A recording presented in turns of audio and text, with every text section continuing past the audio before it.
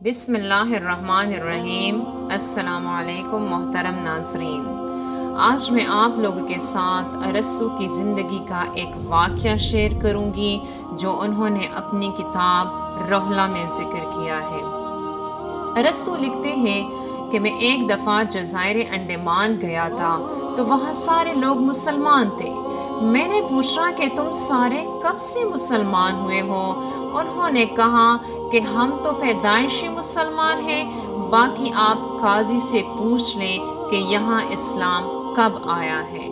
وہاں قاضی سے پوچھنے پر اس نے بتایا کہ یہاں اسلام 2 صدی میں آیا تھا۔ 2 صدی میں عرب کا ایک تاجر جس کا نام شیخ احمد تھا، یہاں کے ایک گھرانے کے ساتھ ان کے تجارتی تعلقات تھے۔ ایک دفعہ جب وہ آیا تو جس گھر کے ساتھ ان کے تجارتی تعلقات تھے اس گھر کے تمام افراد رو رہے تھے۔ پوچھنے پر اس نے بتایا کہ ہمارے ہاں یہ رواج ہے کہ ہم ہر 14ویں کی رات کو خوبصورت لڑکی کو دلہن بنا کر اس کو ڈولی میں بٹھا دیتے ہیں اور سرکاری لوگ آ کر اس کو لے جاتے ہیں اور سمندر کے کنارے رکھ کر چھوڑ دیتے ہیں۔ صبح کو ان کی صرف ہڈیاں پڑی ہوتی ہیں۔ اگر ہم ایسا نہ کریں تو ہمارا جزیرہ تباہ ہو جائے گا۔ تو آج ہماری بیٹی کا نمبر ہے۔ شیخ احمد نے کہا کہ مجھے تیار کر کے ڈولی میں بٹھا دے۔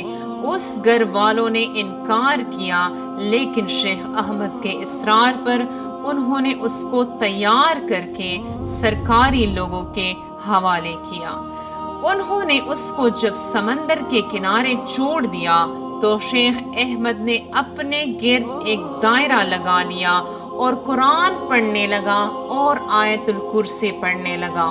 شیخ احمد فرماتے ہیں کہ جب آدھی رات ہو گئی تو سمندر سے عجیب و غریب مخلوق آ کر اس دائرے سے ٹکرا کر واپس ہو جاتی اور چیخیں مارتی۔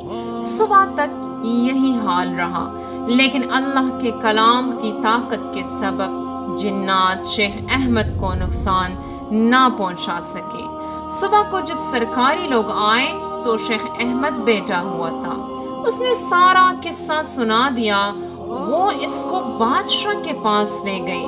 بادشاہ کو اس نے بتایا کہ میں عرب کا ایک مسلمان ہوں، ہمیں یہ مخلوق کچھ نہیں کہہ سکتی۔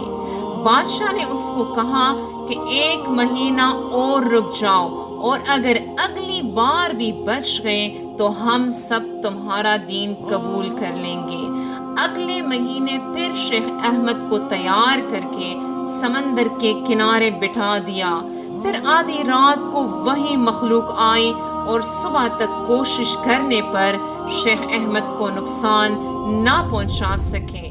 جب صبح ہوئی تو جنات نے شیخ احمد کو کہا کہ ہم تو جزیرہ چھوڑنے والے نہیں تھے، لیکن تمہاری وجہ سے ہم نے جزیرہ چھوڑ دیا۔